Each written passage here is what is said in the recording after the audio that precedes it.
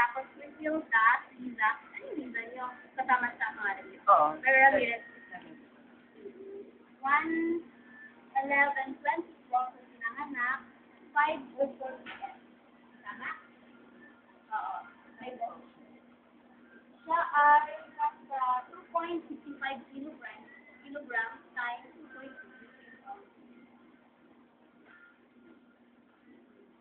Hindi naman sumabayan na. Libre na. Okay. Breastfeeding pa tayo, ma'am. Bawal yung bottle sa kanya. Dito ha. So, when hospital tayo, breastfeeding pa tayo. Kasi tayo, mother baby friendly. Nasa inyo na po yung paglabas mo po. Kaya, kailangan breastfeeding. Kasi yung formula ng